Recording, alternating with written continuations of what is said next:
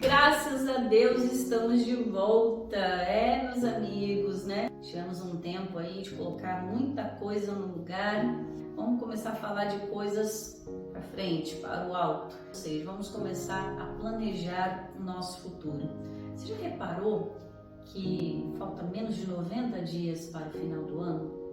Meus amigos, passa rápido, né? A gente passou aí mais ou menos um ano longe dessa programação aí. E quanta coisa não aconteceu na sua vida? Conta pra mim, né? Tô aqui esperando. Depois, né, nos comentários ou no particular, você me conta o que aconteceu nesse um ano aí, que eu dei uma folguinha pra vocês. Né? Estamos aqui com a nossa canequinha de fé. Bate um papo comigo, todo sábado, meio-dia no YouTube, né? Aqui é o meu avatar aqui. É benção. É benção, é benção, é benção. Glória a Deus. Queridos, em nome de Jesus, né, brincadeiras à parte, nós estamos aqui também para falar de coisas sérias. E eu tenho percebido o quanto que as pessoas estão sendo desafiadas, né? Desafiadas pelo mundo. Então, o apóstolo Paulo fala que por isso a gente, lá em Romanos 12, 2, por isso que a gente não deve se conformar com este mundo, né? Às vezes, quando você começa a projetar algo, sempre vem alguém com uma palavra, vem uma situação, vem uma tempestade para fazer você desistir do seu alvo, do seu propósito.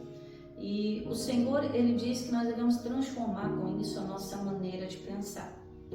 Não é errado você parar um pouco, é errado você paralisar, né? Tem aquele momento que a gente está caminhando, mas aí chega um momento que a gente tem que parar para refletir a nossa vida, colocar a nossa mente em ordem. Por quê? Porque todas essas coisas, elas vêm bagunçando a nossa mente. Você vê aí que tem se levantado um surto muito maior de doenças emocionais do que tinha 10 anos atrás. Não que elas nunca existiram, não, realmente se tinha, mas não com tanta intensidade como nos dias atuais. Nós estamos aqui nesse bate-papo, a gente tem uma liberdade para falar. Então você percebe que as pessoas cada dia mais, né, não desmerecendo a função dos terapeutas, não é essa a minha intenção aqui, mas tem crescido muito o número de psicanalistas e terapeutas, e graças a Deus por isso, para ajudar em parte essas pessoas, mas o foco principal para sarar uma mente está na palavra de Deus, está em buscar um ambiente espiritual, um ambiente de paz, porque o que é a ansiedade? A ansiedade é um excesso de pensamento pelo futuro. Se a pessoa tem um entendimento, raciocina comigo aqui, se a pessoa tem um entendimento que ela é de Deus, primeiro ela tem que ter a certeza que ela é de Deus, porque nos dias atuais até as pessoas estão, o que eu ouvi falar, né? Vamos falar de um ano aí que eu fiquei fora, das coisas que eu fui só ouvindo, vivendo, absorvendo. Teve casos de pessoas que estão assim 20 anos na presença de Deus, não terem certeza da sua salvação. Pastor, aconteceu tanta coisa, será que eu ainda sou salvo? Não, primeiro ponto, você tem que ter, para você curar qualquer tipo de doença mental, emocional, espiritual. E aí, quando você cura essas três, até o corpo ele responde, né? Porque aí você começa a colocar positividade, energia boa, colocar as vibrações espirituais para dentro, coloca Jesus no centro e até o teu corpo começa a corresponder. Ou seja, aquilo que é ruim vai saindo para dar espaço para o bom entrar. Então, o que acontece? Quando a pessoa tem a certeza de quem ela é em Deus em primeiro lugar, quem eu sou em Deus, quem eu sou em Cristo, ela começa a ter a certeza, não, Deus realmente Ele me ama e já me perdoou, meu passado já não existe e agora eu tenho o propósito de viver coisas novas. Então ela tem esse entendimento. Aí depois ela começa a buscar crer nas promessas de Deus. E aí a fé vai trabalhando no interior, e aí aquelas preocupações com o futuro, ela já vai deixando para lá. Então a ansiedade ela já não começa mais a encontrar lugar. Porque Jeremias 29, né, no versículo 11 ao versículo 13, Diz que os pensamentos de Deus são de paz e não de mal, para nos dar um futuro e uma esperança. Tem gente que não tem nem esperança do futuro mais. Quantos aí, né? Tivemos o Setembro Amarelo, quantos aí, independente de ser Setembro Amarelo ou não, tá? Quantos ao longo de um tempo a gente vê que tirou a própria vida, né? Quantos pregadores do Evangelho tiraram a própria vida, quantos levitas, né? Quantas pessoas tiraram a própria vida porque não resistiram à pressão. A verdade é essa, que o mundo impõe uma pressão tão grande no ser humano que se ele não renovar o entendimento dele, ele cede à pressão. Vai viver numa crise de depressão, de ansiedade, confuso. Por isso que a gente tem que renovar o nosso entendimento. Mas o Senhor Deus, né, através de Cristo Jesus, ele nos faz um convite de ir à presença dele. Então, quando a gente começa a sarar o espiritual, vamos trabalhar o espiritual.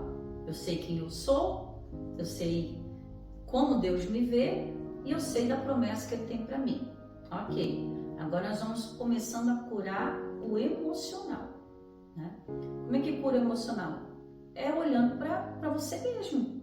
Você tem que olhar para você mesmo, né? Voltar a se cuidar, voltar a se amar, a parar de se vitimizar nas situações, porque realmente tem situações que fomos vítimas, isso é fato, mas não vou falar disso agora, tá? É assunto para outro dia. Mas realmente, em algumas determinadas situações, nós somos vítimas, mas nós tomamos a decisão de sair daquilo ali.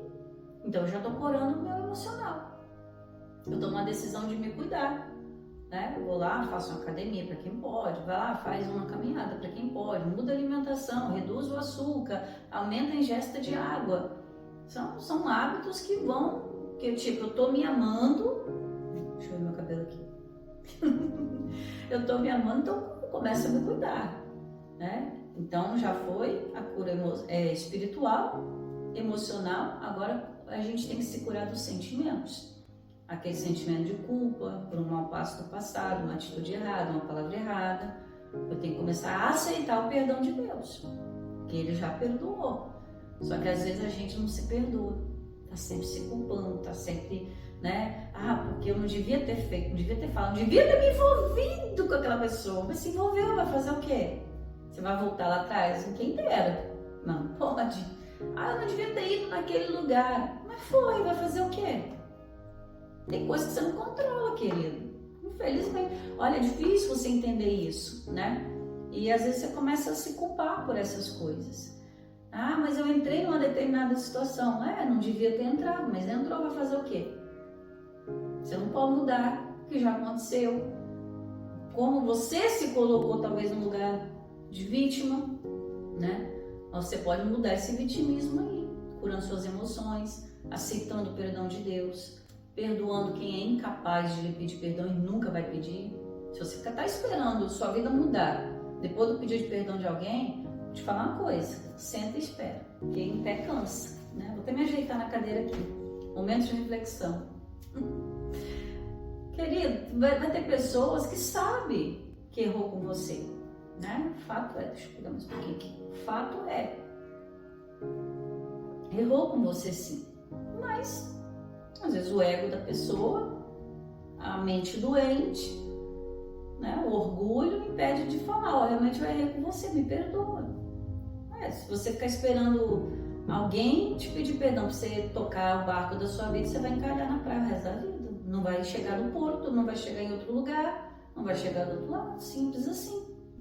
Então, queridos, é liberar o perdão mesmo que a pessoa não te pediu. Senhor, eu perdoo a dívida daquela pessoa. Não precisa me pagar mais nada. Perdoa, deixa aí. Pastor, mas não é justo. E o que é justo nessa vida? Só a palavra de Deus. E falando em palavra de Deus, né, curando esse sentimental seu aí, né, João capítulo 16, versículo 33 diz assim, tenho-vos dito isso para que em mim tenhas paz.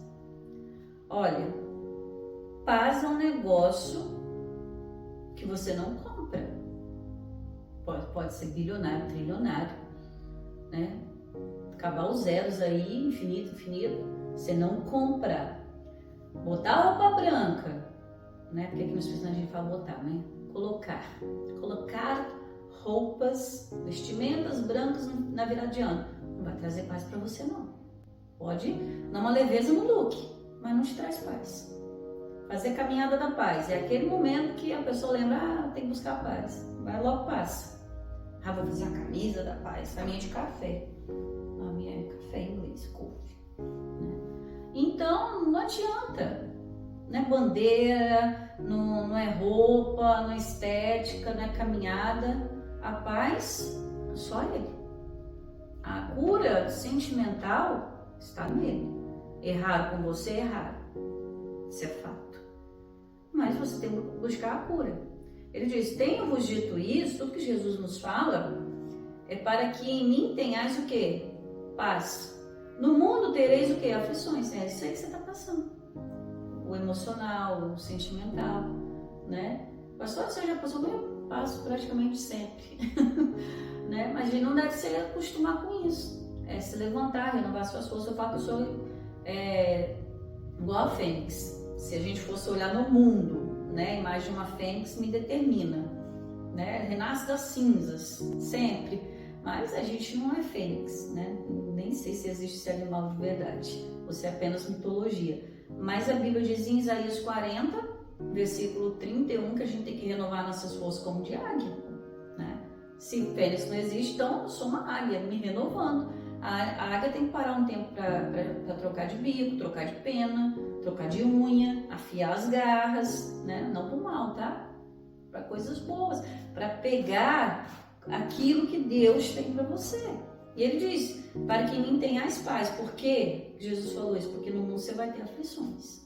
Você vai encontrar pessoas que vão te afligir, situações que vão te afligir. E aí o que ele pede para você?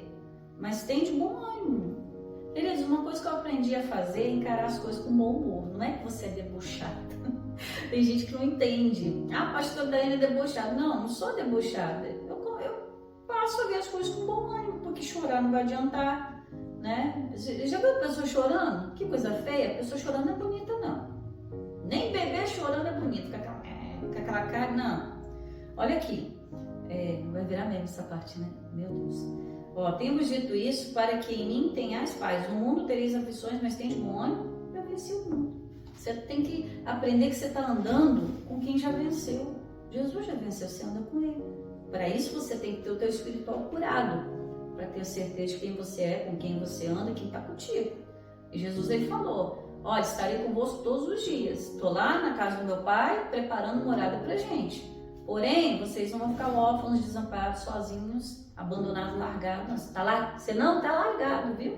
Você tem o Espírito Santo com você, que é o outro Consolador, que vai lembrar as palavras de Jesus no teu coração, que nós acabamos de ler, e vai te ensinar aquilo que você precisa fazer, falar, como agir em determinadas situações, tá bom? Esse foi o nosso bate-papo de hoje.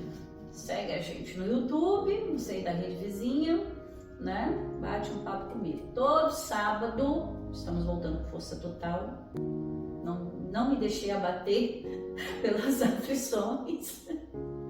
Ai, às vezes eu fico lembrando quantas aflições eu tenho que passar. Eu vou esperar em Deus, né? Porque cada aflição que a gente passa, a gente aprende mais, né? E a gente só se fortalece, né? Tudo, se a gente for encarar tudo pro nosso mal, Deus transforma, né? A maldição em bênção. E a Bíblia diz que tudo coopera para o bem. Então, aquilo que aconteceu cooperou para o meu bem, né? Me fez ver a vida de uma maneira diferente, voltar com mais bom humor, encarar a vida com mais leveza, tá bom? Aguardo você sábado, meio-dia, para o nosso cafezinho do meio-dia. Se você tem o hábito de tomar café, né? Então, nosso cafezinho do meio-dia, tá bom? Que você tenha um sábado abençoado para a glória de Deus. Até mais, em nome de Jesus.